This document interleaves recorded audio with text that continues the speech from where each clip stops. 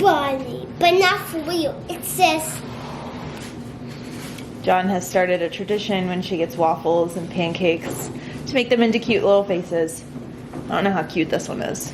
It's a robot bunny? Okay, cool. Good morning. All right, so we got the kids with their breakfast. Yes, Sawyer is eating peanut butter from a knife. But it's a kid Plastic knife. It's safe. It's a kid thing. Today, we have drywall going up into the new bedroom. We also have our caseworker coming out. So you have to be home. This is a reminder. Okay, what time? I think 3:30, 4:30. Okay. Check cozy. Okay. We are getting our home study for our recertification. So our caseworker is doing it, so she knows us already, and she's going to be asking us the questions that are pretty typical of a first home study. But this time it's more about, like, from what I've heard, you know, how have your views like changed? What have your experiences been? Like that sort of thing, just to see kind of like where you're at from where you started. So I also have to run around the house and make sure we're in compliance with the safety audit stuff. Because we're supposed to have a carbon monoxide and we have to double check that we do.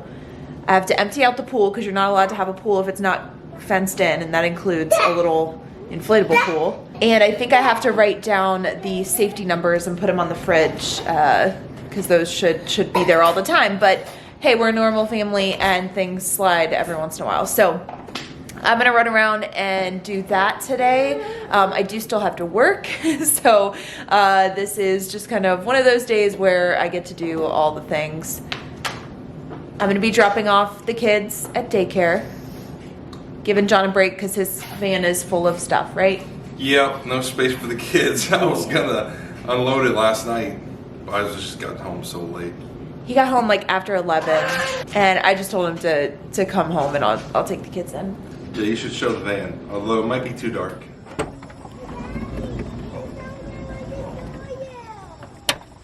Yeah, I don't think you were gonna be taking the kids. No. So I bought some stuff. Hey, Darcy, come look. Oh, wow. Darcy, it's a vigilante. I got a lot of toys, a lot of superhero stuff, I might. tons of video games. Can I meet you at your warehouse? Yeah, sure. I think I'm gonna have to pick through some of this. Yeah. Oh yeah, there's a ton more in the back. There's stuff in the front. Like, Yeah. it's just everywhere. This almost came out. Yeah, it's just like spilling out. I brought bins for everything, but I filled them all. Look at that, Darcy. Wonder Woman! Close. It's Supergirl. Supergirl. Oh. Wonder Woman's better. But Look at this. Wonder Woman. Oh my god, these are girl, Yeah. Girl figures. babe. Girl Thor. I've never seen that. That's amazing. Isn't that cool? Okay, yeah, I'm gonna go to your warehouse. Okay, sounds good.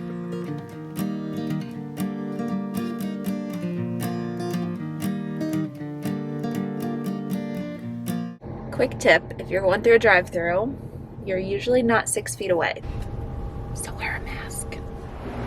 John has unloaded some of the stuff. I'm interrupting his productive work day. Welcome interruption. And he said I get first dibs of anything that's Wonder Woman. Just anything, period, whatever you want. So like, this is my private pick. Yeah. Private pick. Let's see what he'll charge me for all the stuff. And yes, so it is September 1st. So I got a pumpkin spice latte because why not? It's, you know, that time of year.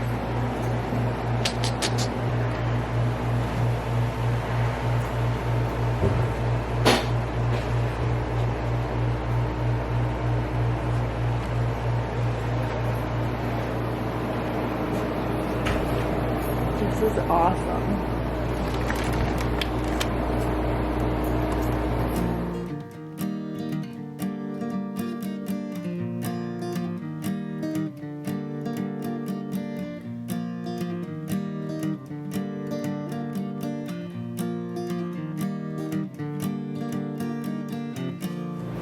Okay, so I pulled out some of my favorite things. I absolutely love these superheroes. They have a girl Thor. Like, that's so cool. I am probably gonna take this Wonder Woman. and leave John to sell the rest. Also have to point out, we have Steve Trevor from Wonder Woman, and one of my favorites, Negan, or as I like to call him, Denny Duquette. But yeah, I think I'm gonna take this home, add to the collection. Also, oh my gosh, these were really cool. Got a couple of Guardians of the Galaxy, got Gamora, Mantis. All right, you ready for me to leave you alone? You just hang out all day. I'll put you to work. Actually, no. So I have to go home. I have to go to work. So I should probably get going. So I have the Ohio Safety Audit Form here. It's basically a checklist that the caseworker is going to use when they come here. And they're going to go through and just make sure that everything is, you know, safe. And this is my final check to make sure that we have everything completed before they get here. And luckily, like, our caseworker, you know, if she sees something, she might just like mention it and just have us like fix it right away. A lot of caseworkers are pretty understanding when it comes to stuff like that, as long as it's not like a serious issue. But what I've heard is that caseworkers, they generally want families to, you know, make sure they're following this. So if they, you know, make a small mistake, they'll have them correct it right then, and it avoids them having to come out again. So the first thing is that the home and all structures are clean, safe, and sanitary, in reasonable state of repair. If there are swimming pools, there have to be like barriers. Hot tubs and spas have safety covers that are locked. Outdoor recreation equipment are in a safe state of repair. So like swing sets, you know, you don't have like nails, you know, hanging out of them. If there are potentially hazardous areas like around the home, that they are safeguarded. The home is adequately heated, lighted, and ventilated. Any bleach, cleaning materials, you know, basically household chemicals, dangerous chemicals are, and this is important, so it says they're stored in a way that prevents child access as appropriate for the age and development. So for us, it's okay for us to have a room with those, you know, items in it. They don't need to be, for us, they don't need to be locked away. If you have any like firearms or weapons, that they're stored in an inoperative condition and locked so that they're inaccessible to kids. So you can have like a firearm in your home, but it has to be stored properly. Same goes for ammunitions, arrows, any kind of projectile weapon. There's reasonable access to working phones for emergency situations. So for us, like, each of us have a phone. So this is something that we have to do.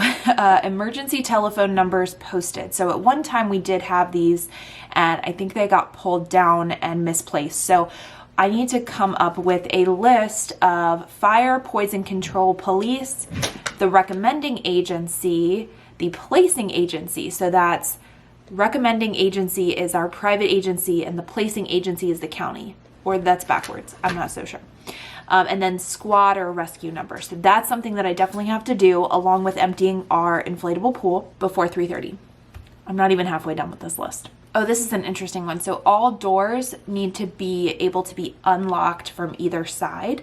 So if you have indoor doors, you have to have one of those like little keys. Even if it just has that little like pinhole, you have to have that key that can unlock it from the outside. So if a child has locked themselves in their bedroom or their bathroom and you feel like they're in danger, that you can access from the outside. Home has continuous supply of safe drinking water. It mentions stuff about well water, so they even, you know, mention that. The home has a working bathroom and toilet facilities. Home ensures proper water heat temperature. A lot of this is pretty basic stuff. Garbage shall be disposed of on a regular basis, so you don't have like a whole bunch of garbage filling up. Working smoke alarms and working carbon monoxide detectors. So we didn't know if we had that, but we do. So one of our smoke alarms in our home has a built-in carbon monoxide, so we're safe there. That we have first aid supplies, so we do have that. The home has a written evacuation plan for evacuating the home or seeking shelter. So this is something that stays, you know, on each floor and in the room of the kid who is staying with us. We have a, you know, basic floor plan, and you just have arrows so that each room can have 2 safe exits. And that's the next one. So the evacuation plan contains a primary and an alternative escape for each floor. and escape routes are kept free of clutter and other obstructions. So you can't have like a door be blocked and have that be indicated as, you know, a way to get out of the home. All heaters are approved, blah, blah, blah. The home has an Underwriters Laboratory approved or certified fire inspector, blah, blah, blah, fire extinguisher in or near the cooking area of the home. So yes, we do have a fire extinguisher that we have right in our garage, which is right next to our kitchen. So that is something you definitely want to have. The home is free from rodents and insect infestation. So that's important. Again, it goes with the cleanliness. Pets and other animals are kept in a safe and sanitary manner in accordance with state and local laws. Provides a smoke-free environment for foster children, so that's kind of important. So if you do smoke, I believe this is indicating that you would have to do that outside of the home. Making sure you don't have a lead hazard. Prescription drugs in home are stored and locked, except for anything that would need to be like immediate. So like an inhaler, maybe even like an EpiPen.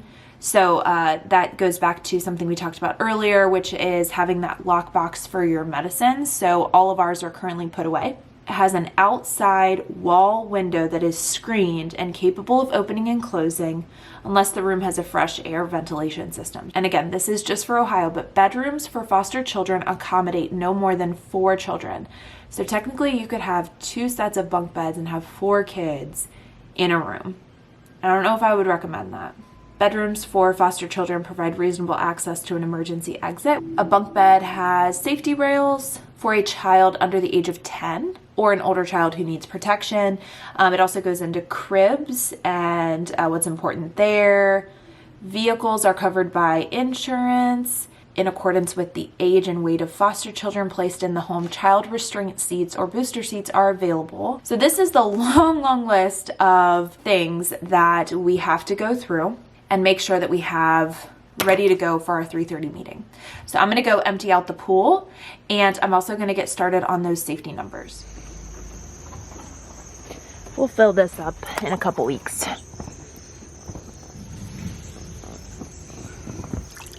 So I'm gonna show you guys on our fridge on this side. I can't actually show you what it says because it gives too much information away, but this is where we put our emergency numbers, so I was able to get that up in time. We also have on each floor, we have our evacuation plans.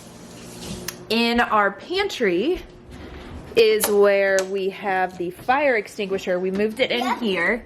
John and I had a little bit of a scare, so our caseworker got here and all of a sudden I realized I hadn't double checked the fire extinguisher and we couldn't find it. And I was starting to panic a little bit, but we found it and everything's fine. Up here we have a smoke detector that also has a carbon monoxide. So she just came in and wanted to like test it, so that worked out just fine. We also showed our first aid and our medicines and how they're all locked up. So our first aid was in here, and this was plenty to have Band-Aids and gauze and all that stuff. And then you guys saw before our medicine lockbox. She also went through each of the rooms and just counted and took inventory of the beds because she has to update that. Ours actually did change a little bit, not because of the room that we're building, but just because of, you know, Sawyer moving from a bassinet at the time, which is like crazy to think about.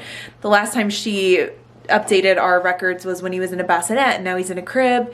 So they updated that. This is the progress with the drywall. So the wall is going up. He's coming back to finish off a little bit of it because you can see up here, a little bit of drywall that's needed. And the plan is that Thursday he's coming to do a couple of coats of mud, which is awesome. And then I'm hoping within the next like week, he would be able to like sand it down and we can get some painting done. So things are starting to come together. It's looking really good. So I think we passed, right? We passed. We did? Yep. For sure? Yep. Actually, not for sure. She got all the information, then she has to submit it to the licensing supervisor, and then it's a whole big process on that side. But she made it sound like we were pretty good. Now we are gonna feed the kids. Miss A's still over there doing homework. That's her little nook. But yeah, so that is it for today. We will see you guys tomorrow. Bye.